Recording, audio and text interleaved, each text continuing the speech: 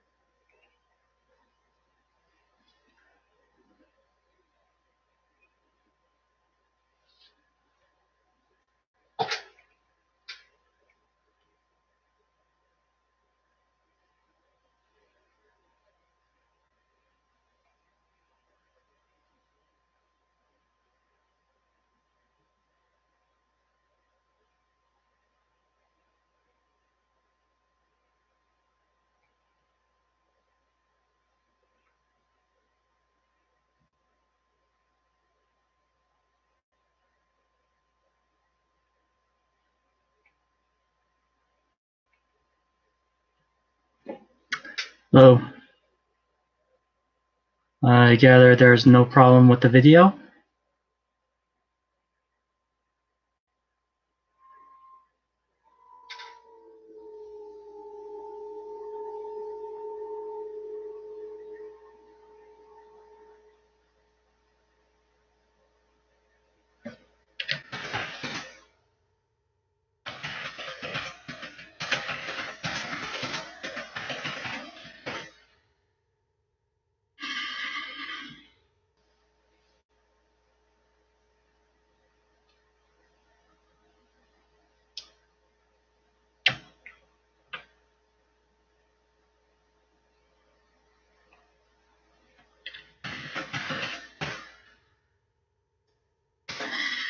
Well, anyway, I really need some tricks or tips as to, how to avoid copyright problems with, what was that, video clips? Because it seems like, every video clip that I'm trying to use, Google busts me, well, YouTube busts me for it.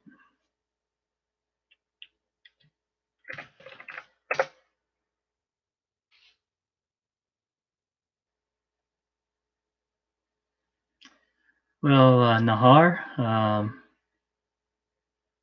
well, as to answer your question, the nationalist and continental history goes together because uh,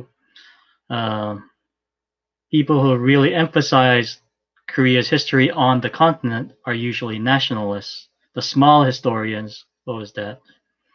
The people who view Korean Peninsula as the homeland are not continental historians. So if you think Korea had a continental history, chances are you are a nationalist. Hope that answers your question, Nahar.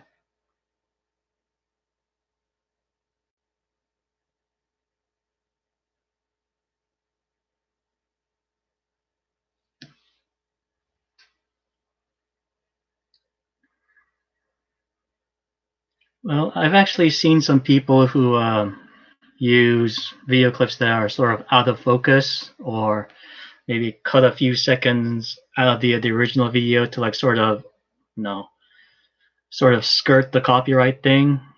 But I haven't learned those tricks yet.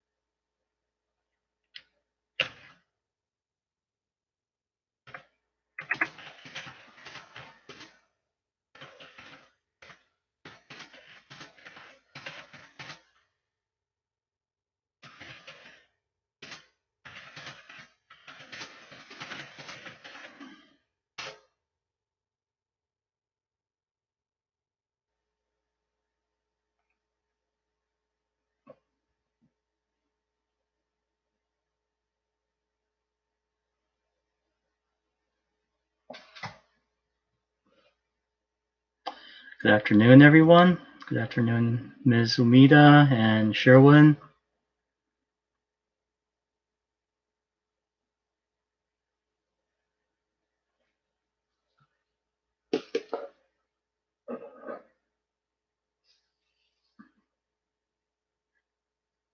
Oh, is the light from the window bothering you? Is that too much of a glare, anyone?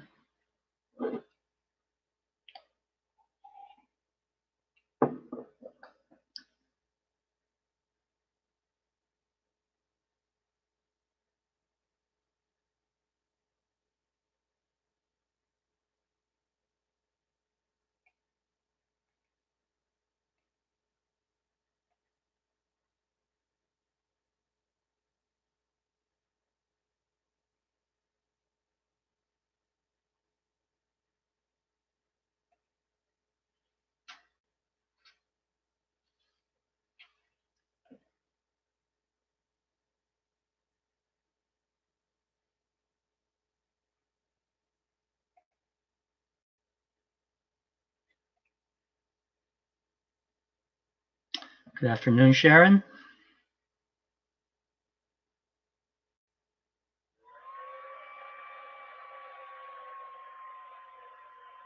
Okay, you may do that.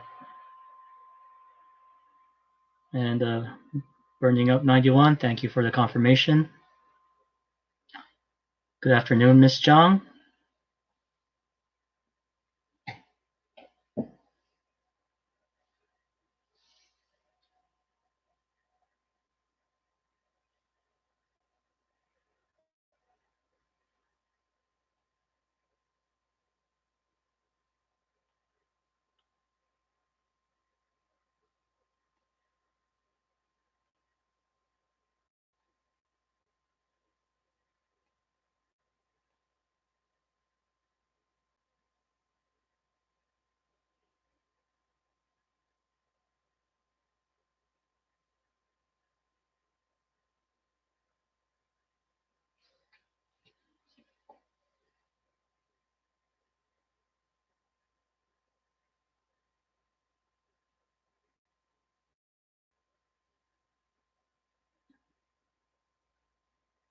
Okay, everyone, first watch the video, and if you have any questions, type it, and you can you can start asking me after you have completed the video.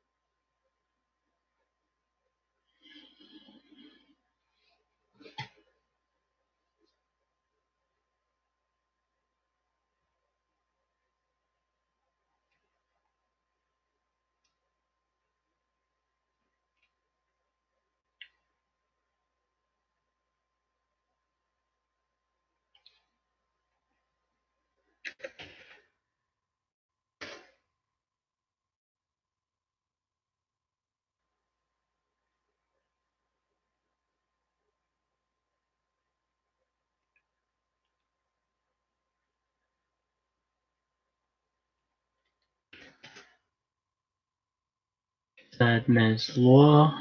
I will.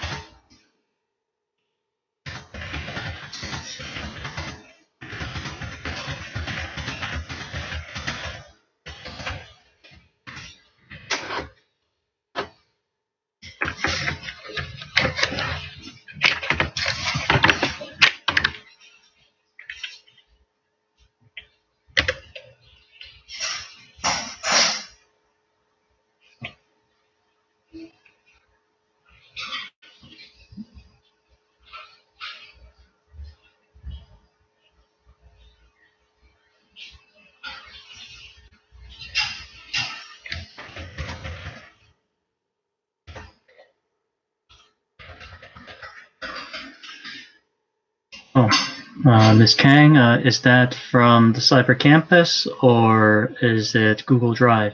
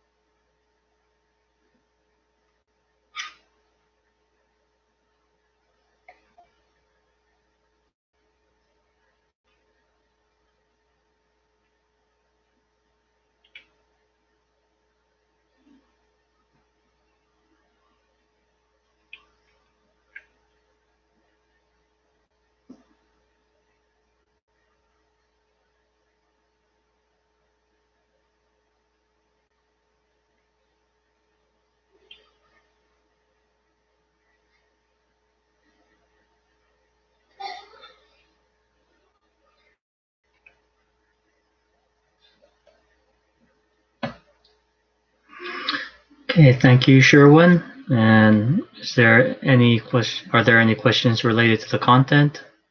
Something that, no, you feel that wasn't right, or something you didn't understand, or just questions about class in general?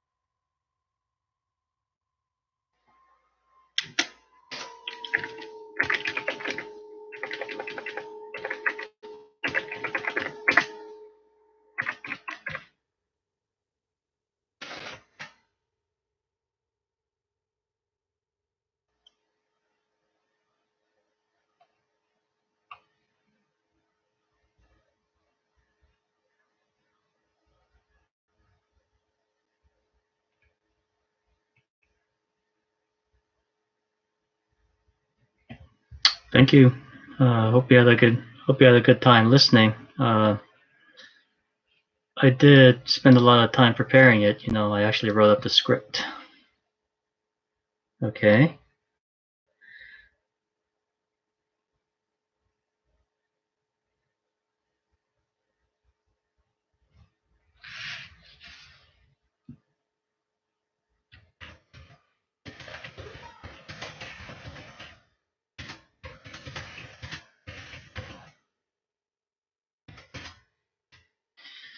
Well, I would say it really depends on the issue, but if you can count xenophobia as one of the manifestations of nationalism, then xenophobia among the younger people are actually on the rise because uh, it has been becoming harder for younger people to secure jobs. And when people cannot secure jobs, and their life is hard, they need scapegoats.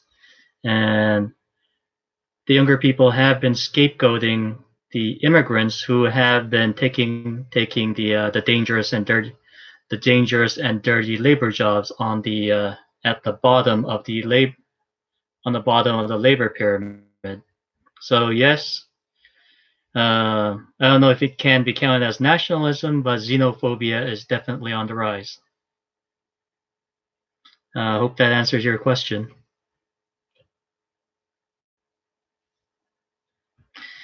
Oh, and one more thing. If you mean xenophobia, not xenophobia, but nationalism vis-a-vis other countries, that again depends on the issue. But let's say nationalism, there is nothing that will stoke Korean nationalism. No, that. Oh, sorry. Let me rephrase that. There is nothing that will get Koreans more excited than any issues related to Japan. And I have actually witnessed a rise of anti-Japanese nationalism as well.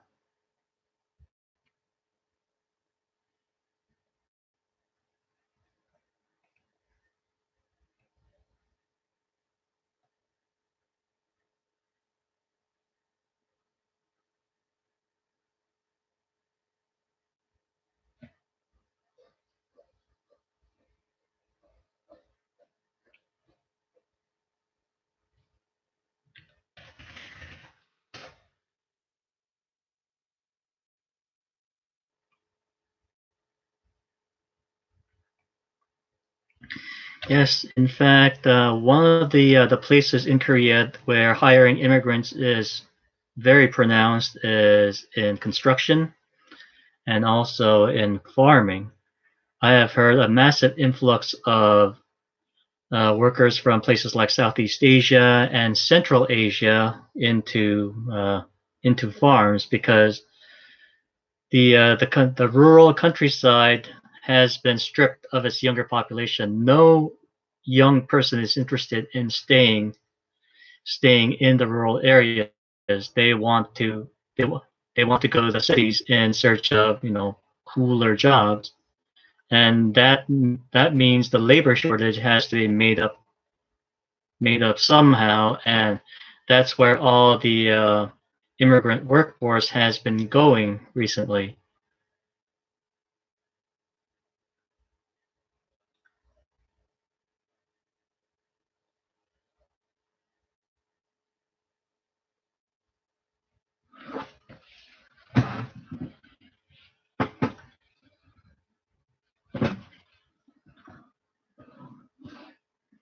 Okay. Hmm.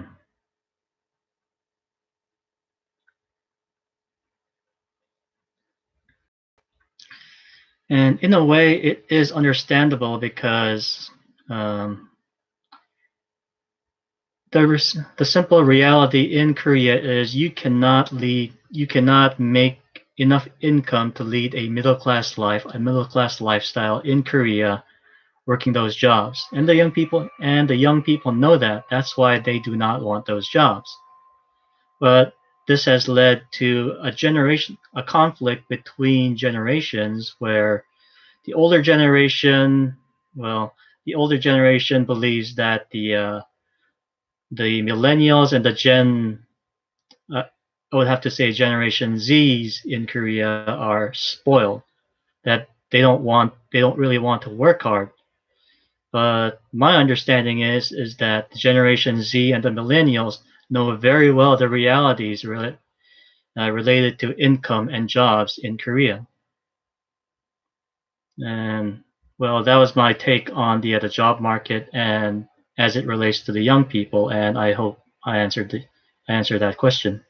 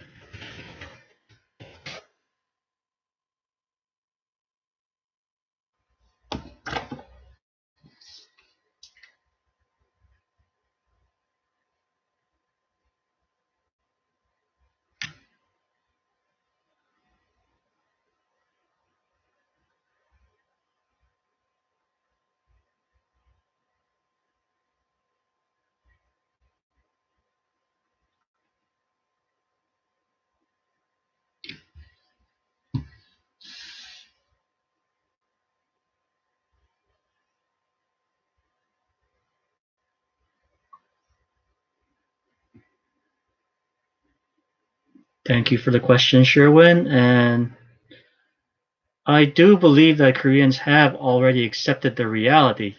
Just that just because you have accepted the realities does not mean you have to like it, and that's what's actually showing up in society.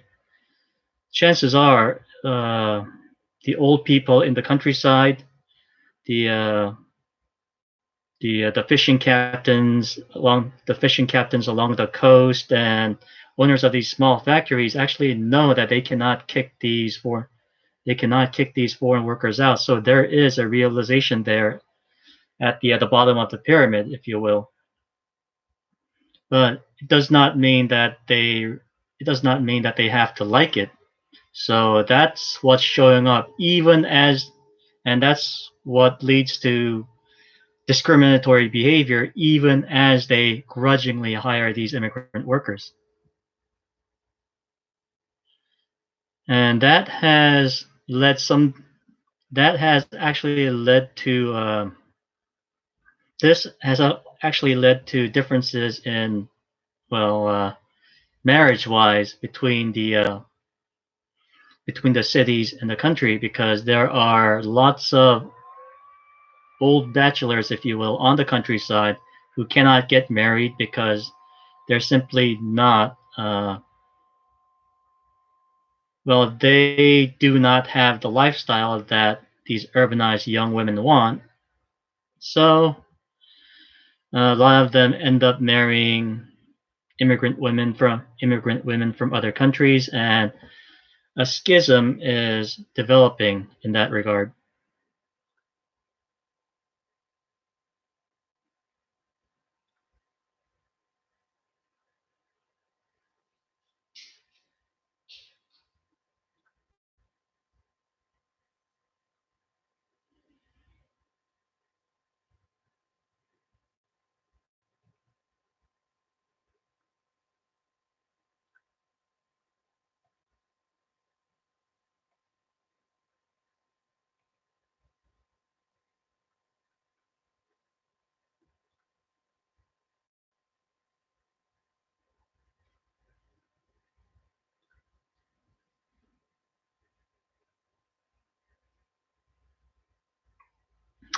Well, Sherwin, that's a pretty tough question to answer, and I don't really have a clear answer. Just that what I can offer is a best guess, and my take is it will take another full generation. You're looking at a span of about 20 or 30 years before there is a full acceptance, because Koreans, because of their recent history, has always been uncomfortable having foreigners around. I mean, it does look like they're accepting, let's say, they're more accepting of Caucasian foreigners than foreigners from, let's say, Southeast Asia, Central Asia, and the Middle East. However, even even to those Caucasians, Koreans still hold that, very uncomfortable attitude, because first, Korea has never had a huge influx of immigrants until now, and second, the issue has been, both on the official side and the unofficial side, it has been avoided. So, in order for that to basically fall in line with the realities, I would say you're looking at another full generation of about 30 years. Well, hope that answers your question.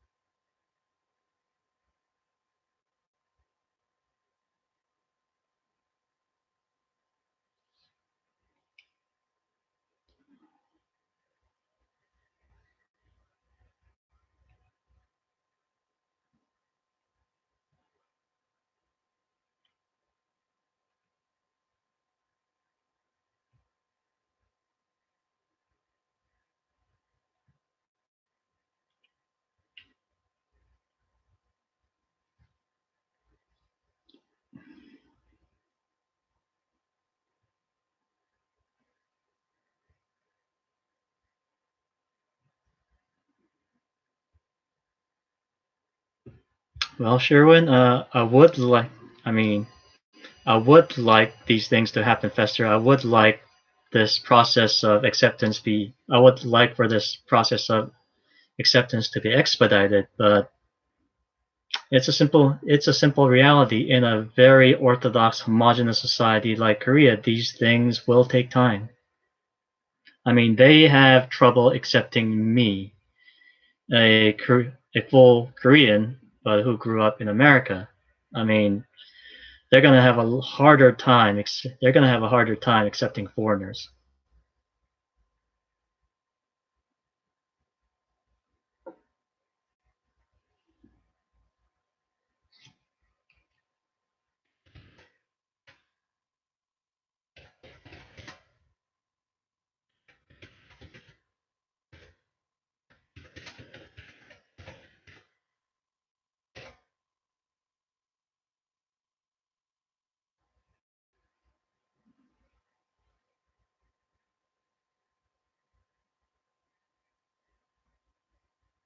Well, Elizabeth, I hope today's material wasn't too confusing or heavy.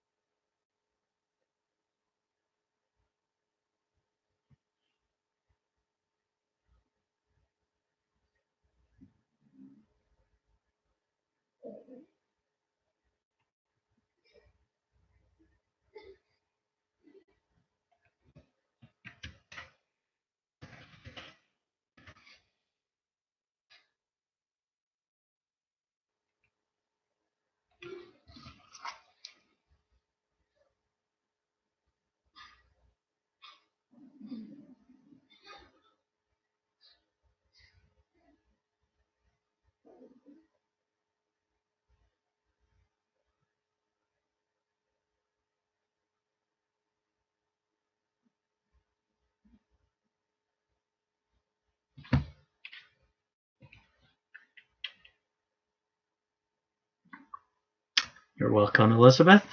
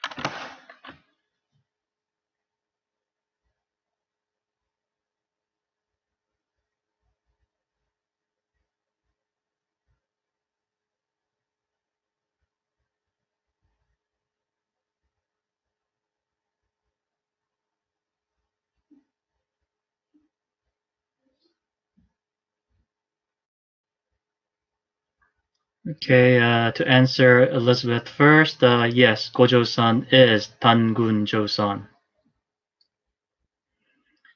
And to answer Nahar,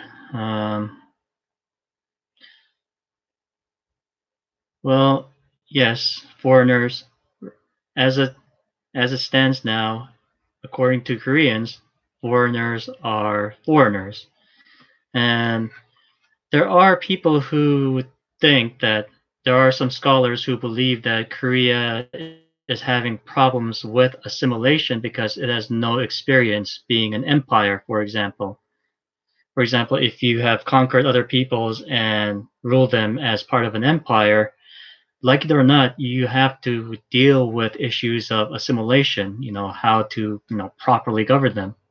However, Korea has had no such historical experience, and on the contrary, its recent history was marked by, foreign invasions, wars, colonization, and they felt that and Koreans developed this siege mentality, cultural identity wise, and in a way, they are almost 3 generations removed from liberation, but Koreans have yet to escape this siege mode that they are surrounded by everyone. And well, I hope that answers your question, Nahar.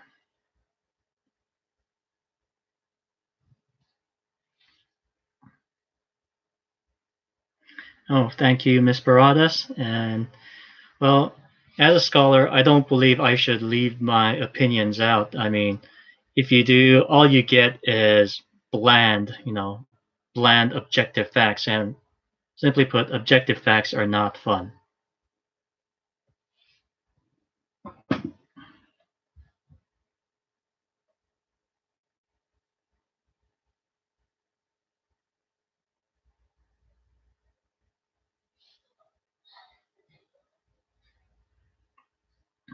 Yes, Miss Kuhns, that definitely that definitely is, and I'm probably, like I said in the video, I'm probably sure that there still isn't a lot of dollar figures that is flowing into Korea for entertainment. I mean, I'm sure it's a lot, but it's still small compared to other industries. But it goes beyond it goes beyond mere dollar figures. I mean, now we have, students, like yourselves who are coming from all over the world to learn about Korea because Korea has finally become cool and interesting. And yes, that is an unexpected side benefit of shows like The Kingdom and other popular media content from Korea.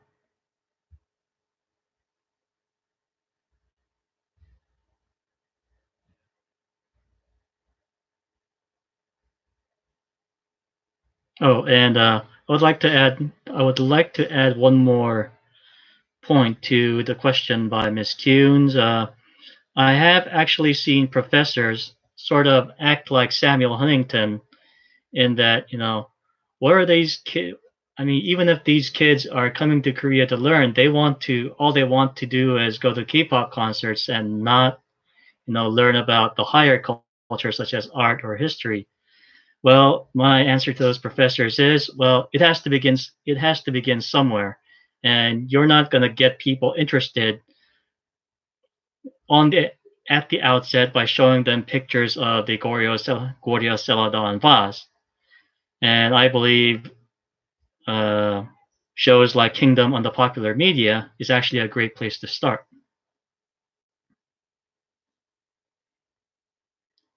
Okay, then I have to move on to the question by Elena.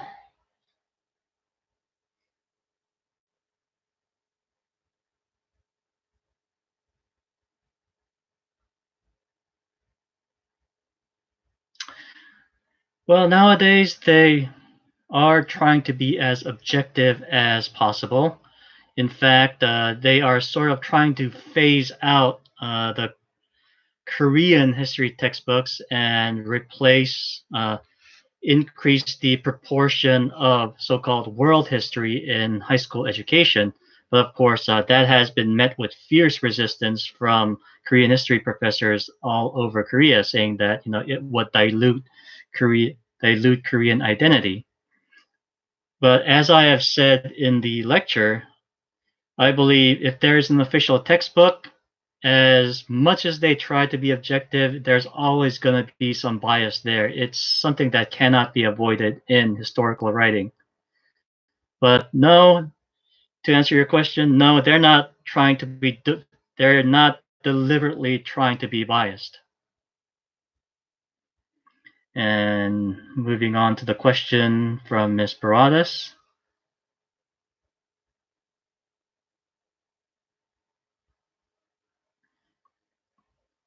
Yes, and although this lecture was although this lecture was mostly about culture, I have actually defined culture.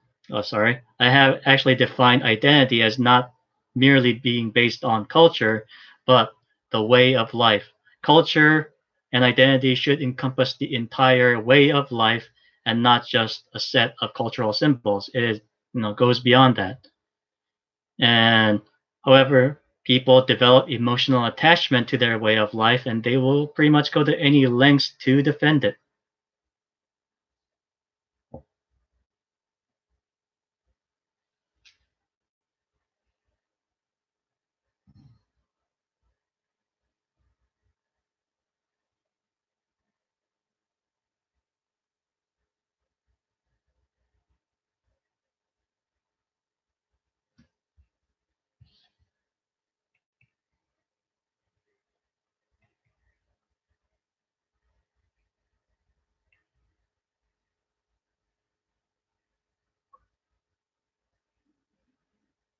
Mm, maybe I really wasn't clear on the last explanation. Let's make it short. Culture and identity is based on the way of life, and the way of life includes everything, not just art objects, not just not just cultural artifacts, not just music. It encompasses the totality of the experience, of the lived experience of the members of that collective. Well, hope that was enough.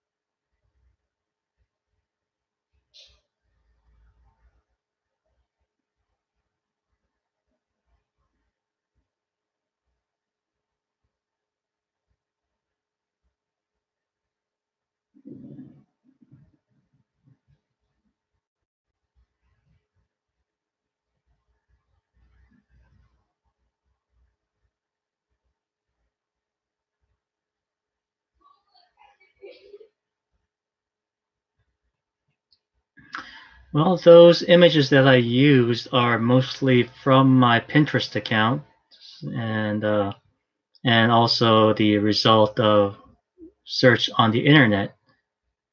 And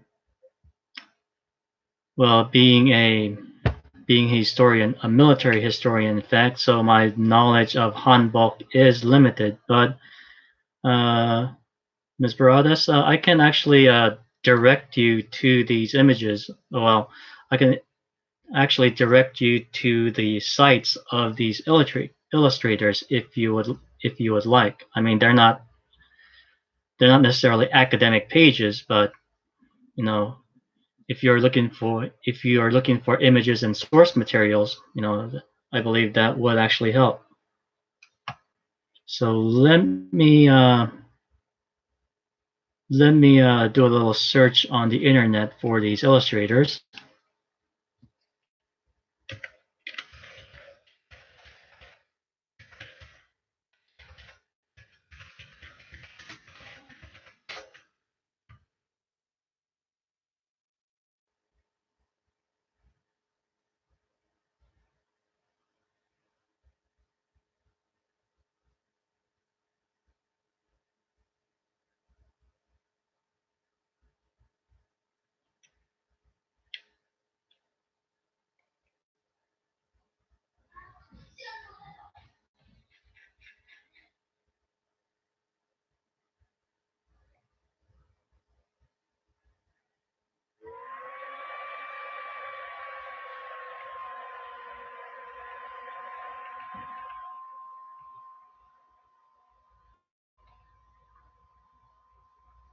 Well, Ms. Baradas, here's a book it's actually a book of illustrations that was written by this illustrator, The Obsidian.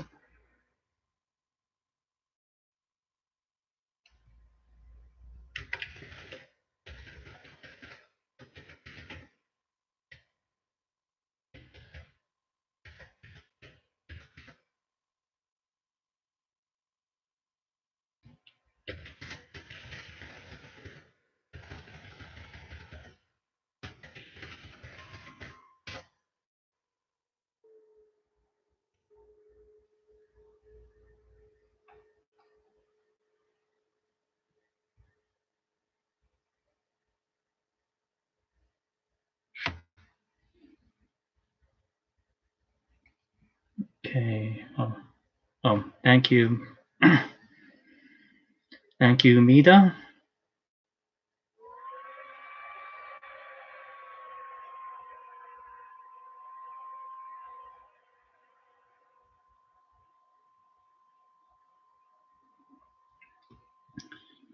Yes, Anju. Big Hit does, make as much as these like huge ship companies.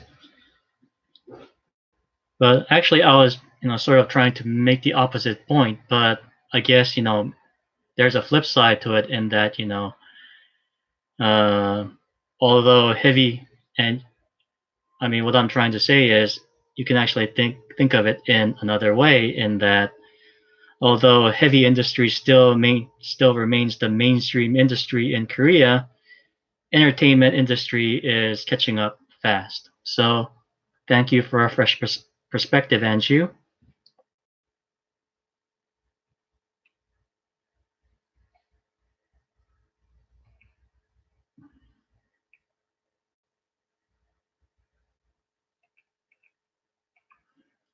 And Ms. Baradas, I believe the illustrator Glimja maintains a personal blog on Naver, and here's the link.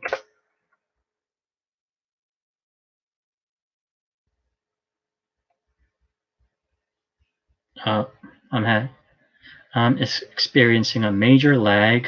The screen isn't moving. Thank you.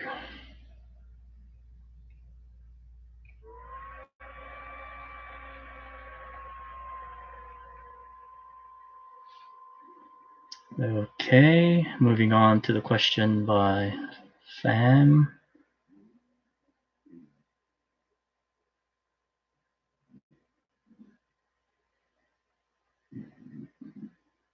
Well, the Korean term "joguk" does not really carry the same negative connotation as does its English translation, which is fatherland, because the term fatherland was actually a term used mostly by totalitarian or fascist regimes, especially regimes like Nazi Germany or Stalinist USSR. So there was simply too much negative baggage associated with the word, and that is why the Democratic Government of Korea decided to remove it from the Pledge of Allegiance in 2007.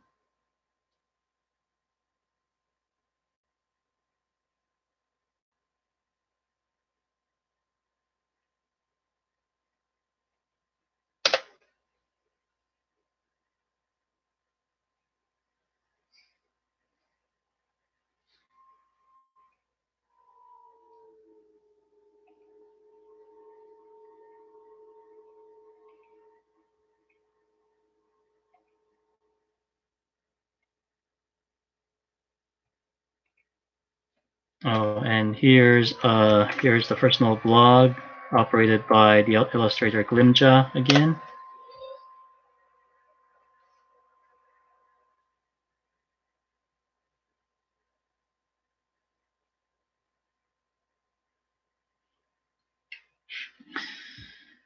To answer Umida's question, I don't actually. I don't really have a good answer to that.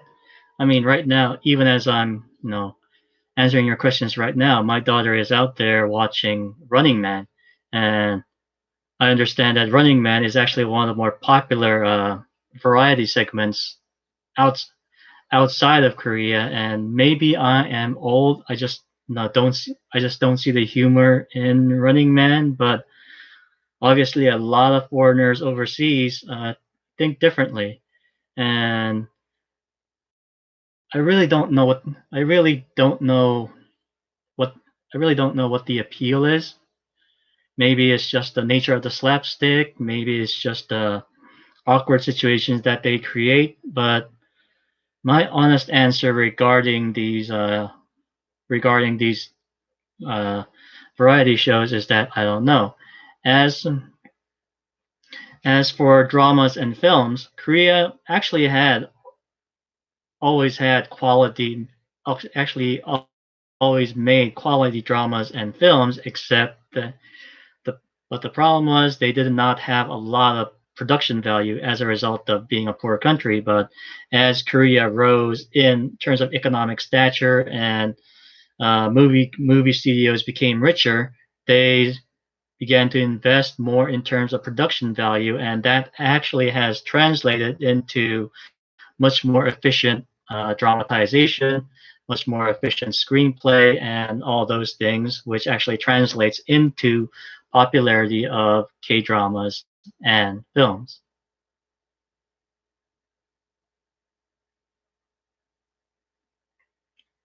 And thanks. You are welcome, Ms. Baradas and Pham.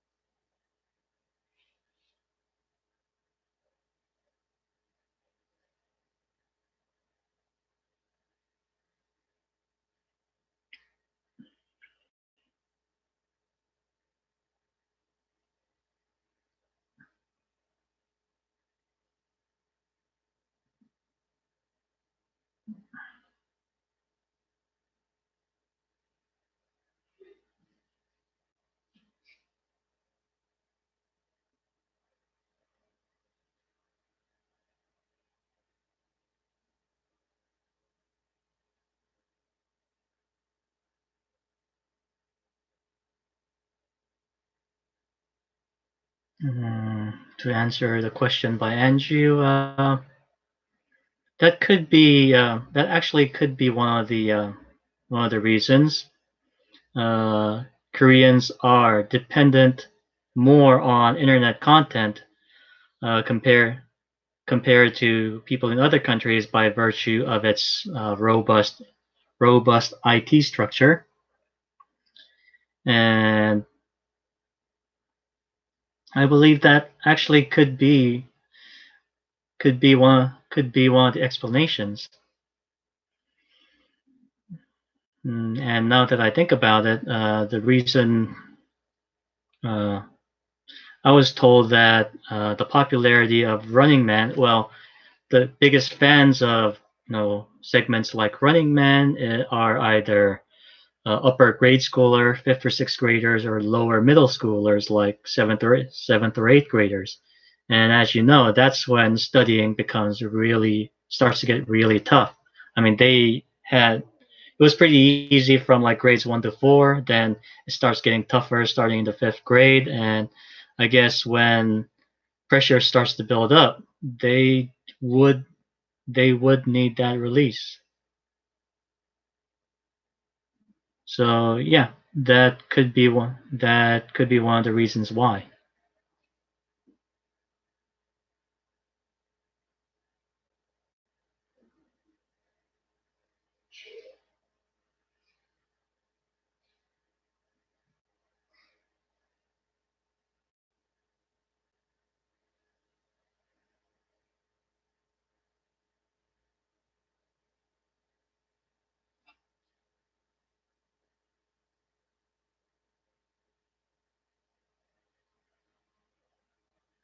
Thank you, Nahar, for adding that information, and I guess that could work, and that sort of ties into investing more money into the production so that more people would watch it. I mean, still up to, what was that? Up to about 30 or even 20 years ago, going overseas was pretty tough. Going overseas to make a major drama or a movie was pretty tough. But since that is happening more and more, I guess that also provides part of the explanation. Thank you, Nahar.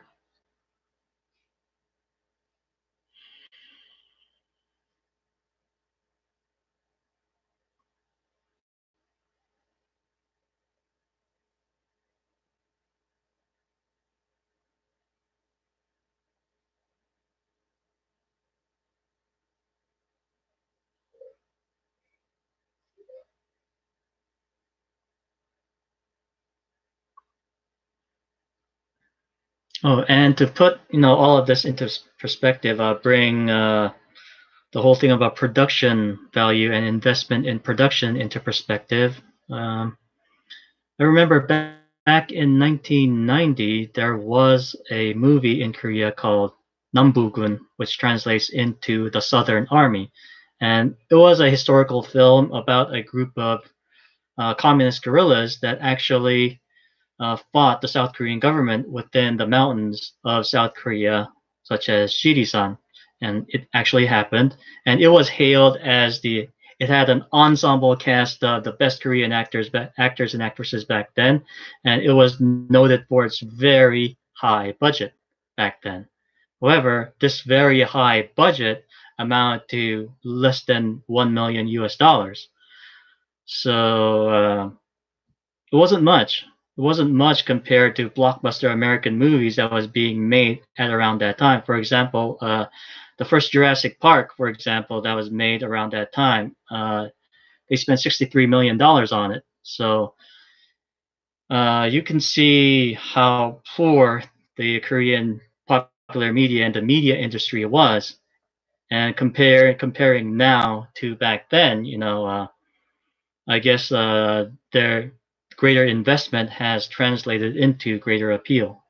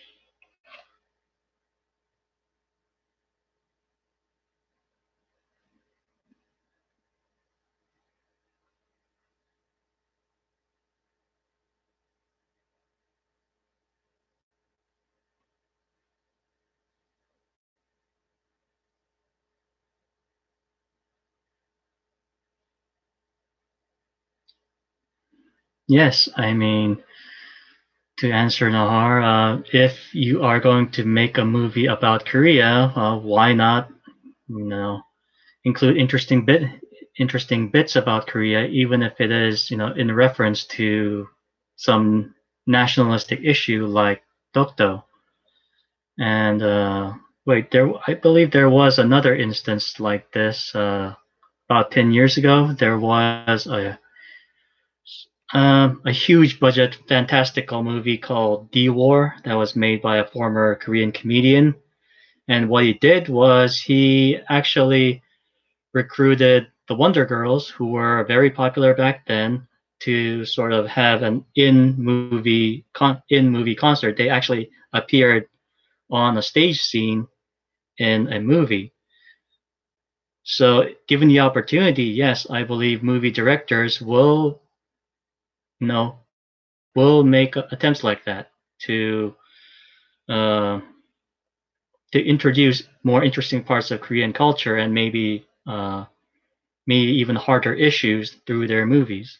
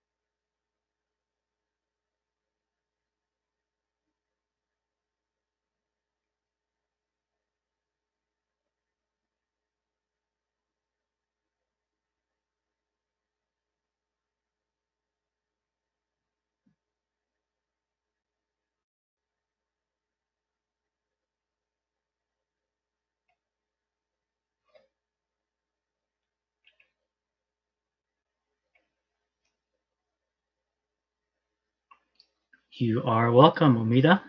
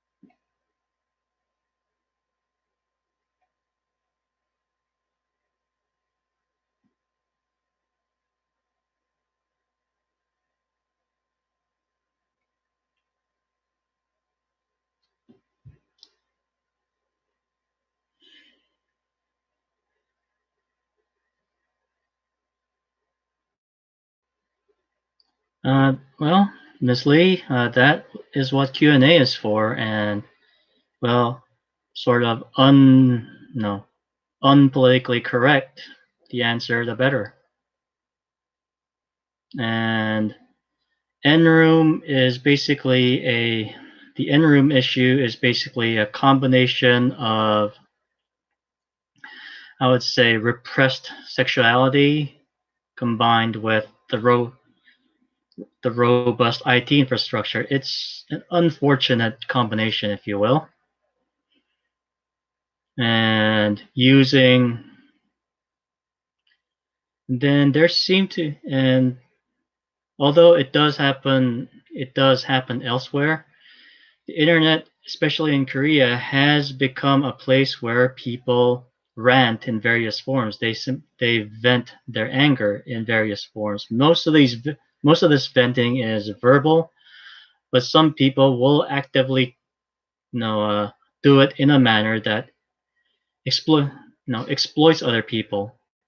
And also, while you're exploiting people, while you're venting, if you can make money off your venting and sexual exploitation, all the better. And the proliferation of digital cameras and cell phones have made this a lot easier because now it takes little investment to put someone on camera in while they are caught in compromising situations and put them up on the net and make money while they're at it. That is what's happening. But what's surprising about this Enron incident is that first of all, the youth of the main perpetrator was actually confirmed to be a 25-year-old man, and he basically ran these rooms that consisted of tens of thousands of members. And what's more, and that is the amazing fact, is that tens of thousands of people would actually flock to these rooms, which supposedly guaranteed secrecy, fork over about 1.5 million won, which is about $1,500 per head, for sexual services of the victims. And again, it is an unfortunate combination of the widespread availability of the internet plus sexual repression, if you will, because despite the apparent liberalization of sexuality in Korea, much of the Korean attitudes regarding sexuality is still puritanical. And the fact is, puritanical attitudes towards sexuality will basically overflow into other deviant forms.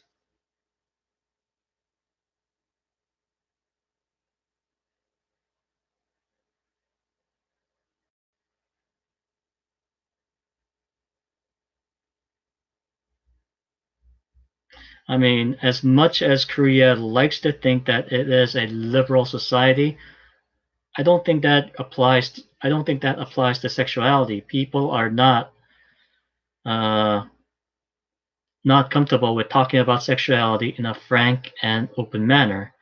It still seems to be a taboo subject that either one belongs in a classroom for hush hush discussions, or let's in let's say for guy talk behind doors. And this is essentially a form of very this is essentially a form of guy talk behind doors, just that there was a greater element of sexual exploitation involved.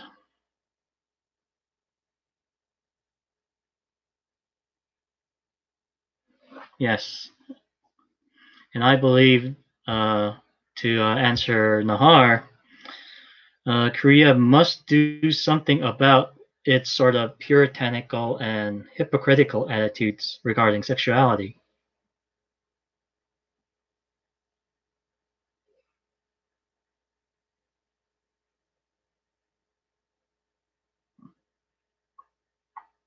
Yes, and to answer Ms. Leah, that is what surprised a lot of people in that this is just an ordinary guy. It's not some I don't know. It's not some career criminal with a huge cut across his face. It's just an ordinary guy, just an ordinary young man whom you see working at convenience stores.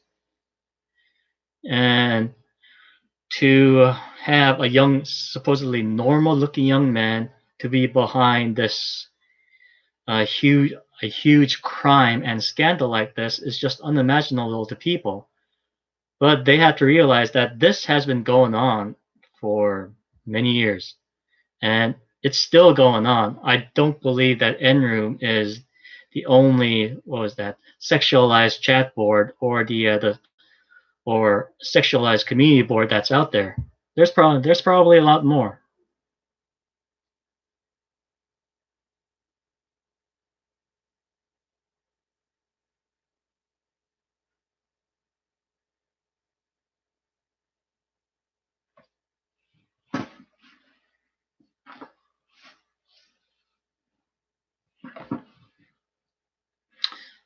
Well, to answer the question by Winsome, I don't think it's oppression, but rather repression, because there's really no central authority sort of oppressing discussions about sexuality.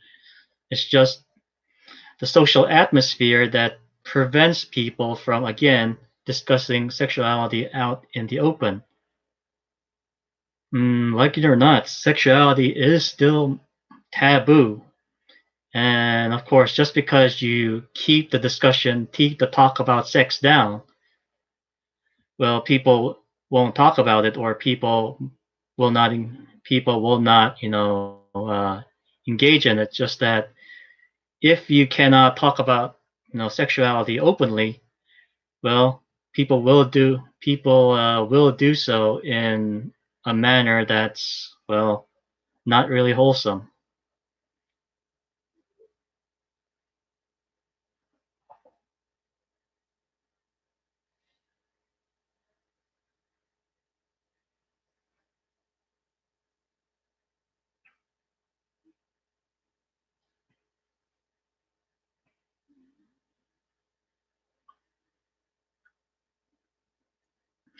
And also combined with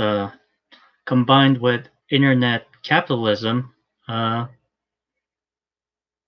these entre I don't know if that's the correct word. I don't know if that's the right word for it, but these entrepreneurs, if you will market those products in a way um,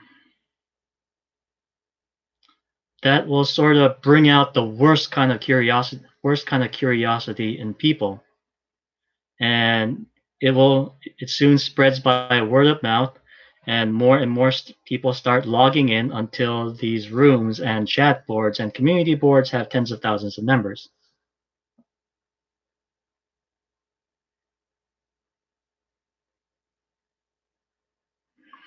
And one thing that I have noticed that sort of uh, makes the problems worse or not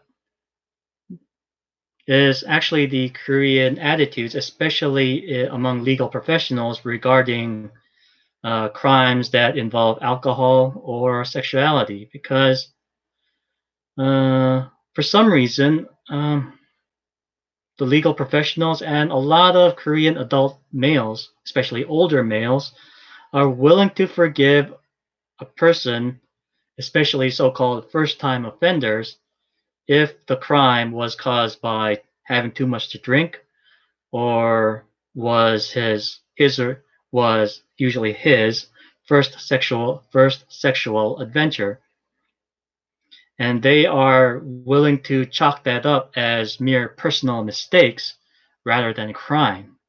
They simply do not they simply do not think that these what was that typical boy mistakes warrant, heavy sentences, which I wholeheartedly disagree with, because these are not male mistakes.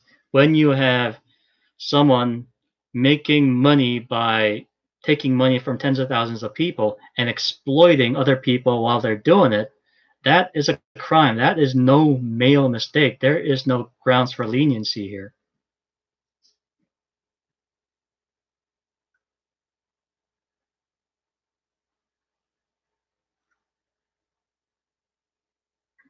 Well, to answer Ms. Lee, they better have some legal reform regarding issue, especially reform regarding punishments of crimes of a sexual nature or crimes that involve drinking.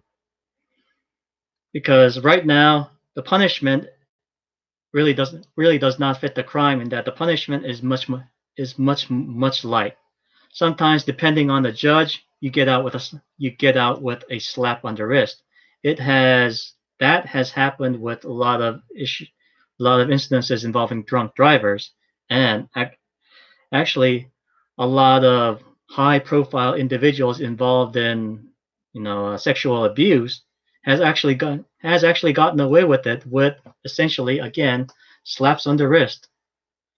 So there needs to be a reform in the law that really increases the level of punishment even for first-time offenders.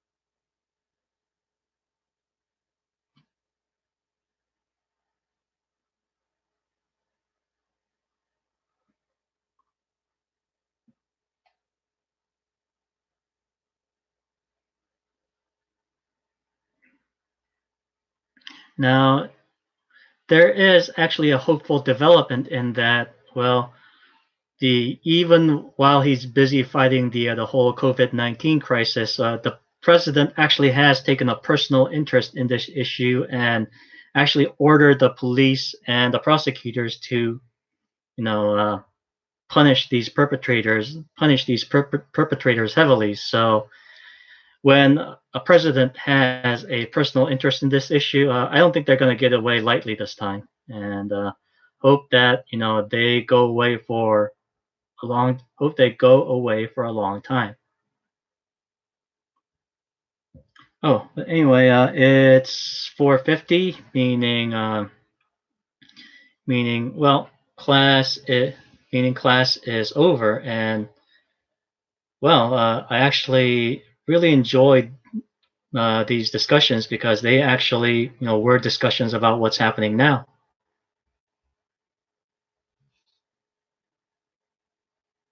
So thank you for coming, and any more questions?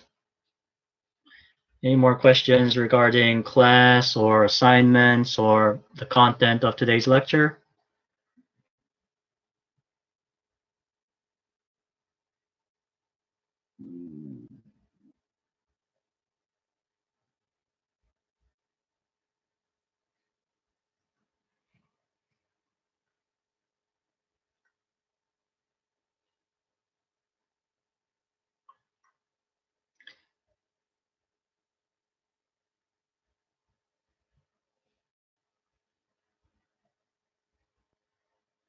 Well, everyone, thank you for coming, and make sure you go to the link for the folder and look over the PowerPoint file because again, that's where all the exams are going to come from.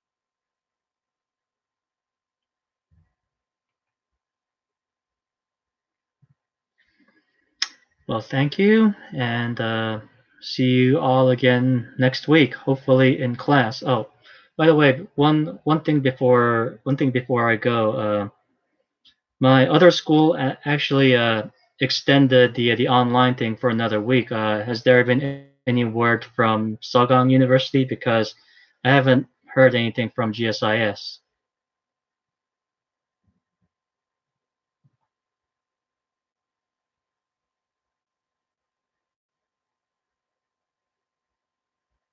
Oh, you mean one more week of online?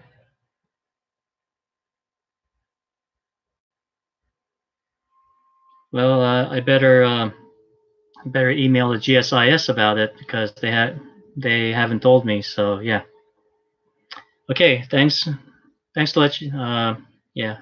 Thanks for the heads up because I actually was wondering whether I had to go to school next weekend. So thanks for the heads up.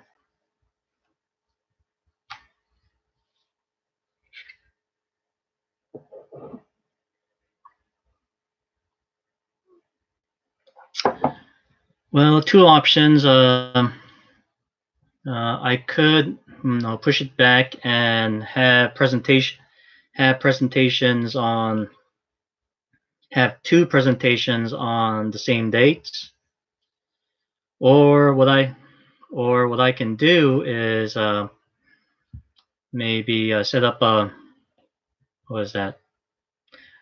Subscribe to a conferencing service and have our presentations like that. So uh, I'll know. Uh, I'll tell you. Tell you. I'll post it up on our Facebook group when I make the decision.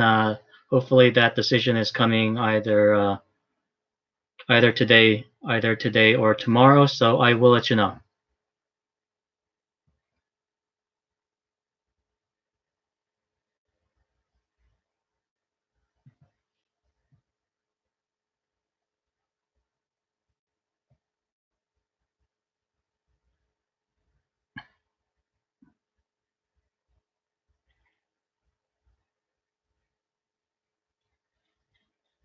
Oh, April 14th. Okay. So I really do have to make that decision on the presentation. So yeah, I will let you know. And if you don't see a decision on our Facebook group within a day or two, please do give me a reminder because I am actually in the middle of moving, and it has been pretty hectic. So please do give me a reminder.